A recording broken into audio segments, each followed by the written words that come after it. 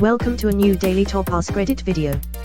Today's topic: what seems to be overpriced, but in reality is 100% worth it.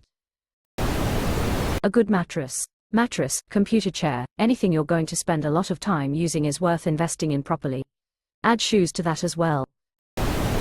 Good shoes and socks. Larry, I'm on DuckTales. A quality sofa, one from What a Room Custom Sofas, Room and Board, Our House or Flex Steel. Don't go for the junk from Joybird, Ashley, Burrow, West Elm, etc.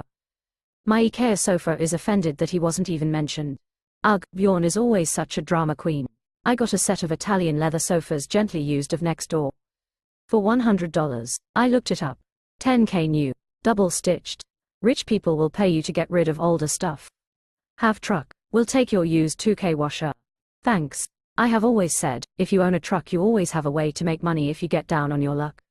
One of my favorite side gigs was broken appliances. I would drive around rich neighborhoods on trash day and pick up appliances off the curb, or drop free stuff on Craigslist. Most of the time it was an easy fix, like a fuse, or a belt, or whatever, and then I would turn around and sell it on Craigslist. If not, I could always scrap it for 10 cents a pound. Which sounds low, but adds up fast if you have a truckload of M. Plus people will pay you to move or haul stuff. My family got a What a Room couch a few years back. Quality is awesome. They are local to me in San Jose, California, so very nice people. My parents' sofa from What a Room has done 'em well for over 10 years now. They are also from the Bay Area. Wish I could afford a quality sofa like that, but I will settle with my IKEA furniture. Wait, is this like a legit small-ish crafter for couches? Exclamation mark. Dental care. And for some inexplicable reason, the healthcare system treats teeth as if they were luxury bones. And dental insurance isn't actually dental insurance, it's just a discount plan. Dental work. Wish I could upvote this a million times. Never could afford the dentist when I didn't have dental insurance and have sunk about $8,000, $9,000 getting my teeth back to a healthy place. You better believe I go like clockwork every 6 months now. I'm in the process of Invisalign to correct my bite. It was pricey, but I am almost done the initial round. It has been worth it though, because the headaches I used to get all the time with my unaligned jaw and bite have more or less went away. Not waking up with pounding headaches due to my jaw muscles being inflamed is life-changing. I wish there were better DIY ortho options. Invisalign is a great product and can accomplish much of what traditional brackets do. I've had a handful of people call my office and ask about Invisalign after trying out the internet brands and messing up the bite or even causing reoccurring pain. That being said, I don't know how many people tried those products and were successful. Sunscreen. I once accidentally bought super luxury sun cream in Spain, 25 quid for a tiny bottle, too embarrassed to put it back once it had been scanned. It was the most incredible sun cream ever. Tiny amounts covered a huge area and left a barrier that you could feel but was in no way sticky or greasy. Left me with the most radiant and incredible suntan I've ever had in my life. Pure glow with no redness or dryness. I was blown away. My wife was less surprised and confirmed that you get what you pay for with cosmetics. Contraceptives. Way cheaper than an actual child. A concert ticket to your favorite artist, you'll most likely forget about the money once they get on. An expensive, well-made bra. Disagree. No matter how much I spend, none of them seem to have any use to me as a 33-year-old man. Well, it's because it's obviously not meant for people like you. You need to be at least 34 to successfully wear a bra and reap its benefits. Sony WH-1000 XM5 wireless noise cancelling headphones. Just amazing. Sony WH-1000 XM5 wireless noise cancelling headphones. Just amazing. Why would you want to cancel the noise? If it's too twa. I've had the XM4s for years, and I adore them. They're a godsend for traveling, commuting, working, studying, etc. XM3 user here and it's still going strong. Just needed to change out the pads since they're getting really worn out. My job involves walking a lot and I cannot emphasize how less whiny I'm if my feet aren't hurting. Edit, thanks for the validation. Now I'll continue advocating for great shoes at the workplace with more conviction than ever. Also, sorry for the confusion with I'm and I am. We have all managed to agree that I'm and I am can be used interchangeably but isn't grammatically pleasing to those who understand what clitic is. Cheers.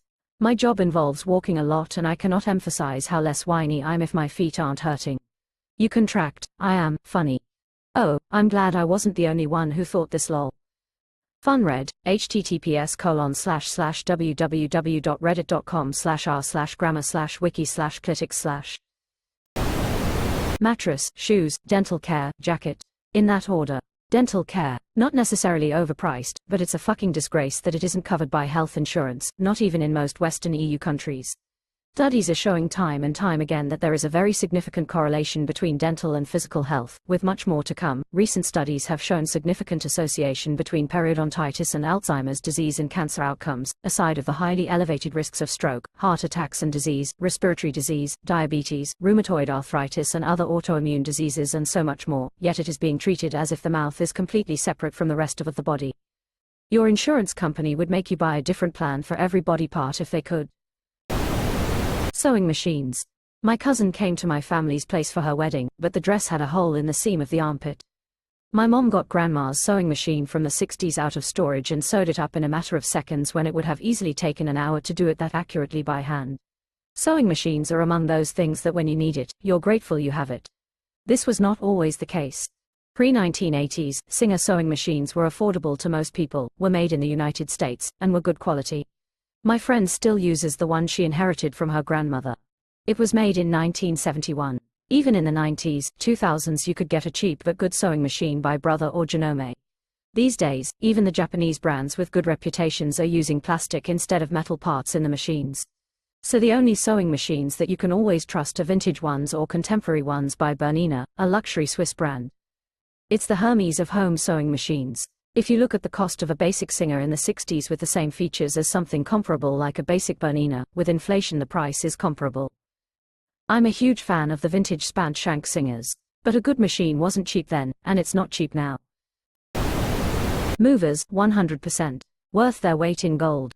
Absolutely. I used to have the mindset of, I'll die before I pay someone to move my stuff.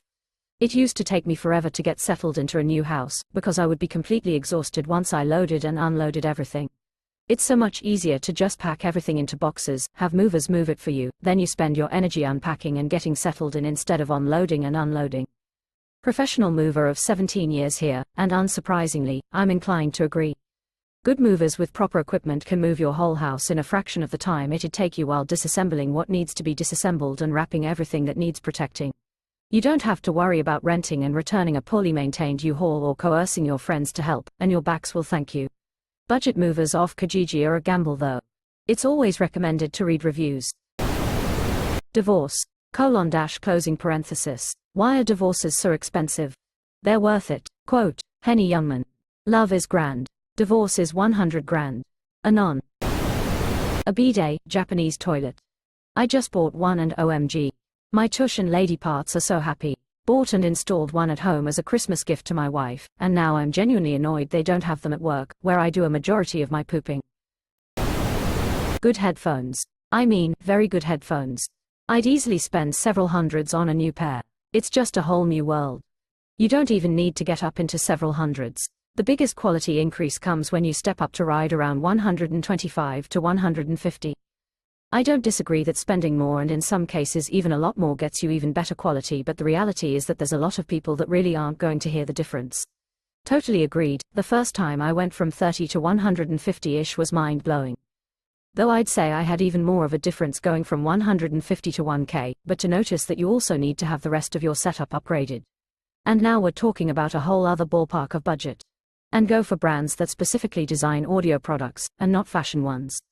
Sennheiser is a brand I highly recommend. Anything that separates you from the ground. Shoes, tires, mattress, etc. Anything that separates you from the ground. Healthcare too. Well played.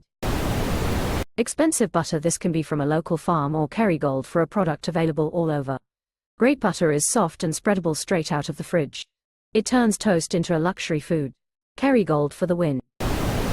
Tailored clothing. Wearing clothing that fits correctly is more comfortable, looks better, and tends to be of a quality that lasts longer. Adding on that you don't have to get bespoke or designer clothes then have them tailored. You can thrift high quality pieces and have them altered to fit you perfectly. I have 2 coats from the 80s that cost me $25 together that I had altered for $160 total, and they are beautiful, impeccably fitted, and will last me the rest of my life. I recently bought a pair of early 90s men's Calvin Klein jeans, $10, then had them tailored to fit me, $18, and not only do I get compliments on them all the time, they have functional pockets and a much higher quality than most modern women's designer jeans. The quality of most consumer goods have tanked in the last couple decades, but good pieces are still hanging out in resale shops waiting to be worn for another 30 plus years. Especially for a special event, wedding, award ceremony, etc. If you pay a tailor to customize every aspect of your suit, pant length, waist, crotch length, leg taper, shirt sleeves, shirt width, jacket, etc., you'll look like James Bond, or the female equivalent. You don't even have to be in particularly good shape or anything. It's just that you look sloppy when your pants are an inch too long, or there's too much room in your crotch, or there's excess shirt fabric that couldn't be tucked in. Most people couldn't tell you why, but they would subconsciously perceive you better when all of the little details are perfect.